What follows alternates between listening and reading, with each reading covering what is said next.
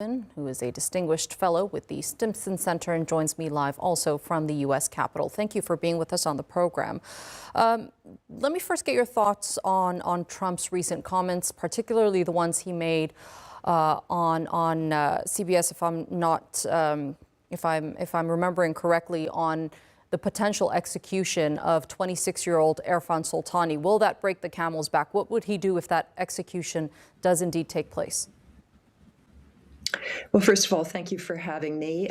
Look, he has made a number of very explicit threats to attack Iran if the killing continues. Not just this specific hanging, but the hundreds, if not thousands, of people who have now been slaughtered in Iran by the government since these protests began just a couple of weeks ago. So if he doesn't do anything, it is going to be a tremendous loss of face. That said, there are a variety of things he could do in terms of cyber attacks and so on that might perhaps not provoke the Iranian government to retaliate. I've heard calls for him to attack bases of the IRGC. I'm afraid that if that were to occur, that the government would feel that it had to retaliate against American bases in the region.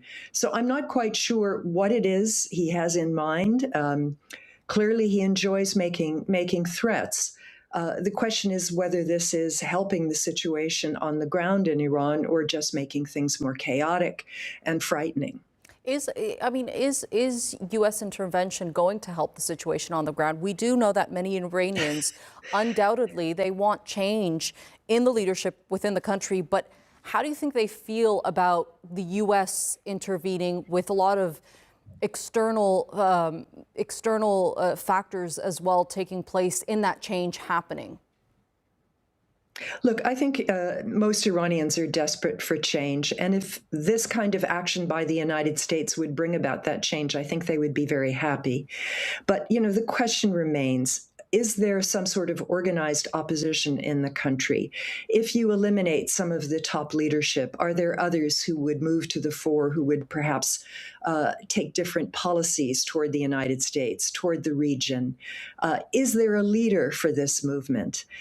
Can one emerge under these kinds of circumstances? Are we just going to see more chaos and bloodshed? I mean, these are legitimate questions.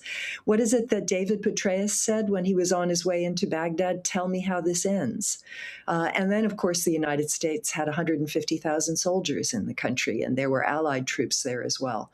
So I just think there's a lot of confusion over, what would take the place of this current regime if you could remove it.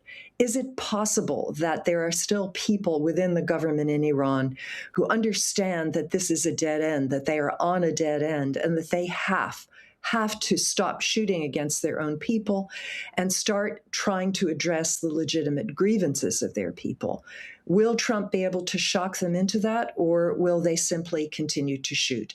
That is a question that I have right now. Right. I mean, Andy had said in that live hit before I crossed over to you that it's hard to tell why this is all happening. What do you think the U.S. and its ally Israel in the region, who's thought to have worked alongside Trump to put all this pressure on Iran, hope to get out of taking action in Iran?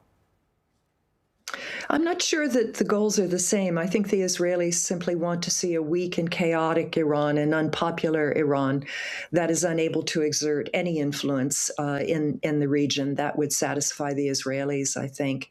The United States, I'm not sure. Again, one has to try to read the mind of Donald Trump.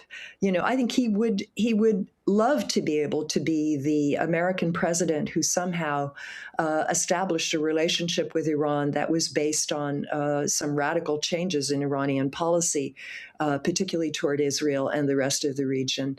I don't think he is looking for chaos, which would spread throughout the region. One question I have is, what are U.S. allies beyond Israel telling Trump? What is Turkey telling Trump? What is Saudi Arabia telling Trump? The UAE? Do they want to see a failed state in Iran? So I think he has to weigh a lot of factors that go well beyond the Israeli desire simply to eliminate a potent adversary. Right, Trump had said that he had canceled all meetings with Iranian officials. Does that mean that diplomacy has hit a dead end? Is there room for any de-escalation at this point? Well, I think diplomacy had hit a dead end when the U.S. bombed Iran along with Israel last summer. I still don't see any way out of this nuclear issue apart from total Iranian capitulation, which so far, despite everything and all the pressure they're under, they have not been willing to put forward, at least as far as I know. So I don't know where diplomacy comes in. I think the key here is that the Iranian government has to stop killing its own people. Okay, Barbara, Slavin, thank you so much for being with us here on TRT World and sharing that analysis with us. Sure. Thank you.